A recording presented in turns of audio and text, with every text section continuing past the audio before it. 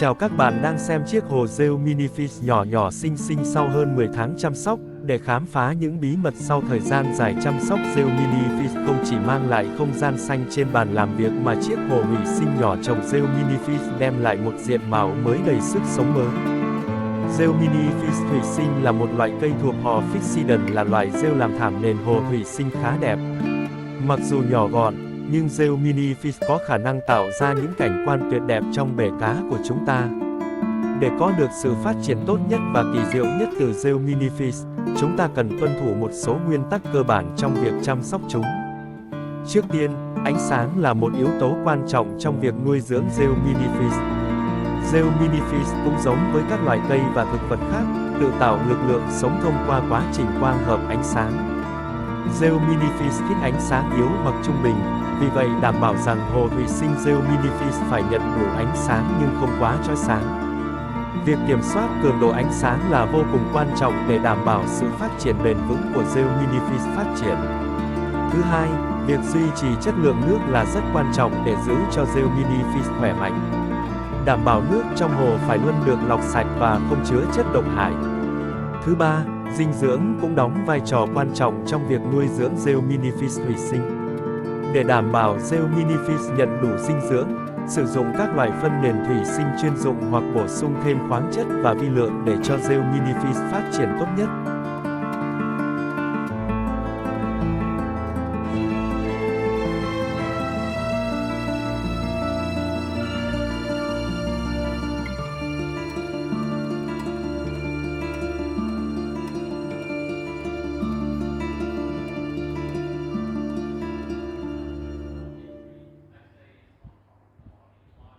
Rêu mini fish, khi chúng được chăm sóc đúng cách, đủ chất dinh dưỡng, nó có thể sống tới 10 năm. Rêu mini fish tạo nên một hệ sinh thái thủy sinh tuyệt vời để người chơi thủy sinh thỏa sức đam mê và trải nghiệm cùng với các loài cá cảnh và tép cảnh, ngắm hồ thủy sinh với một tác phẩm đẹp mắt và độc đáo trong việc tạo ra một hệ sinh thái thiên nhiên, cây cảnh tái hiện một cảnh quan tự nhiên nhỏ gọn trên một góc bàn hay một nơi nào đó yêu thích trong nhà để ngắm nhìn cùng nhâm nhi ly cà phê, tận hưởng thiên nhiên thay đổi trong chiếc hồ nhỏ nhỏ xinh xinh.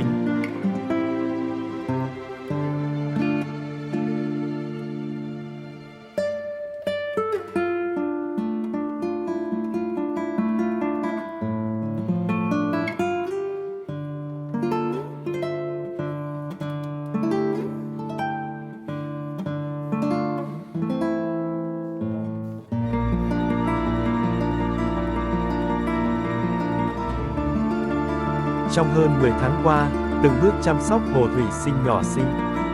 Nhờ vào sự kỹ lưỡng trong việc cân bằng nước, ánh sáng phù hợp và chọn đất nền cung cấp đủ chất dinh dưỡng cho cây, bổ sung tối ưu lượng CO2 vừa đủ cho cây hấp thụ, hồ thủy sinh mini fish đã phát triển và trở nên xanh mướt và rất sinh động. Hồ thủy sinh nếu chỉ có rêu mini fish cũng không nhất thiết phải bổ sung CO2, do chiếc hồ nhỏ này có thêm ít cây rau má hương nên cần cung cấp thêm chút CO2 để cây phát triển. Chỉ cần một chút CO2 để cây hấp thụ.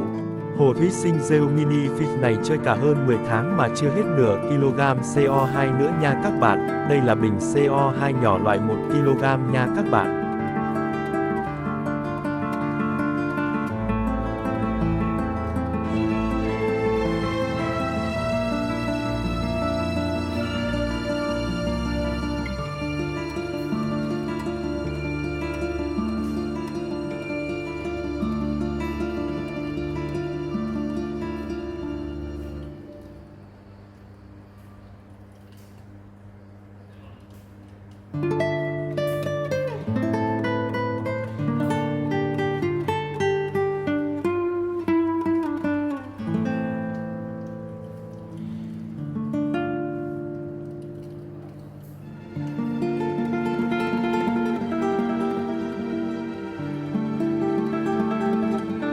Ánh sáng rất quan trọng cho rêu mini fish phát triển.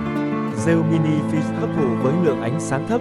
Nếu dùng đèn cao công suất cao chiếu sáng giống như ánh nắng của những buổi trưa oi ả làm nước trong hồ nóng, rêu sẽ bị vàng héo dẫn đến rêu bị hỏng. Lúc đầu mình chơi loại rêu mini fish này cũng bị thất bại vì chưa tìm hiểu kỹ về cây này.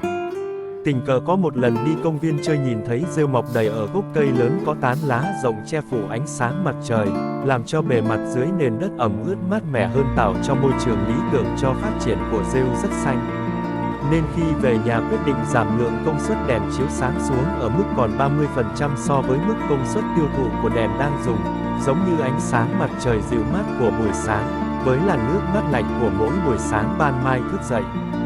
Nhìn ánh sáng đèn trong hồ thủy sinh thấy vẫn sáng không tối hơn mấy nên để viết thử, ai dè thắp sáng một thời gian đem lại hiệu quả bất ngờ, đúng là cường độ ánh sáng phù hợp sẽ tạo nên sự khác biệt trong vẻ đẹp và sức sống của cây thủy sinh.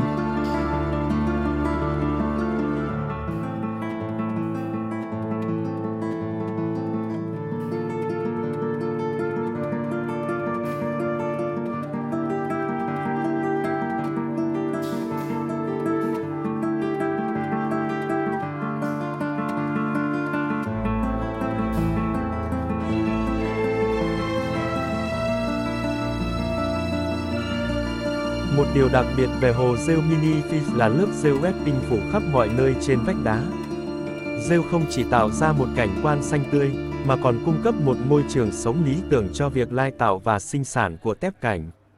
Nhắc đến hồ rêu mini Fish không quên các sinh vật khác trong hồ thủy sinh. Cùng cá và tép, là các loài vi sinh vật nhỏ bé, vi sinh vật chúng phát triển dồi dào, tất cả đều lành tính và tương hợp với nhau, tạo nên một hệ sinh thái tự động tuyệt vời cho chiếc hồ ngày càng sinh động hơn. Trong hệ sinh thái này, rêu mini Fish đóng một vai trò không thể thiếu. Rêu mini Fish không chỉ tạo ra một cảnh quan xanh tươi và thu hút mắt, mà nó còn có giá trị sinh thái lớn trong hồ thủy sinh. Rêu giúp cân bằng hệ sinh thái bằng cách hấp thụ chất thải và tạo ra lớp tầng dưới đáy hồ, góp phần kiểm soát mức độ nitrat và phosphat. Ngoài ra, rêu cũng tạo ra cung cấp thức ăn tự nhiên cho cá tép cảnh và tạo nên một môi trường sống lý tưởng cho vi khuẩn và tảo nhờ vào sự trao đổi chất.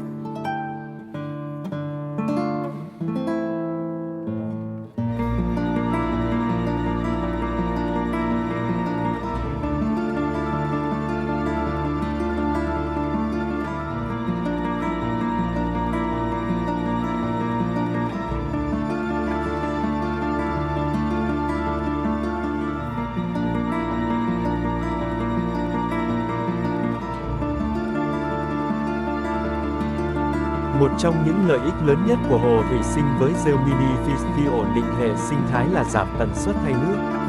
Trước đây thay nước thường xuyên có thể là vấn đề khiến một số người không muốn tham gia vào việc trồng cây và nuôi cá thủy sinh. Tuy nhiên, khi hồ thủy sinh với rêu mini Fish đạt được sự cân bằng, việc thay nước trở thành một việc làm hạn chế, chỉ cần bổ sung thêm nước khi bị hụt nước. Điều này không chỉ tiết kiệm thời gian và công sức mà còn giữ cho môi trường hồ luôn ổn định và tạo ra sự phúc lợi cho cá tép cảnh và sinh vật sống khác. Được sự phát triển tuyệt vời của chiếc hồ rêu mini Fish như vậy, chăm sóc hồ thủy sinh không chỉ đơn thuần là việc thêm nước vào hồ, kiểm soát cung cấp ánh sáng tối ưu 9 đến 10 tiếng trên một ngày, quản lý lượng thức ăn phù hợp cho cá, tép cảnh và các sinh vật khác sau 10 tháng, tránh để thức ăn dư thừa làm ảnh hưởng tới nguồn nước trong hồ. Đảm bảo cung cấp đủ dinh dưỡng cho rêu mini Fish phát triển, cần phải hiểu rõ về yêu cầu dinh dưỡng của loại rêu này. Rêu mini Fish cần những chất dinh dưỡng như nitrat, phosphat và kali. Đây là những chất cần thiết để giúp rêu phát triển và sinh sản. Tuy nhiên, rêu mini Fish lại dễ bị bội thực trong trường hợp cung cấp dinh dưỡng quá nhiều, khiến cho rêu sẽ bị đen và gây ra các vấn đề như hỏng hoặc chết đi. Vì vậy, chăm sóc rêu đúng cách, cung cấp đủ dinh dưỡng cho rêu phát triển, để rêu mini Fish luôn phát triển tốt nhất trong hồ thủy sinh là món quà lớn nhất cho người chơi.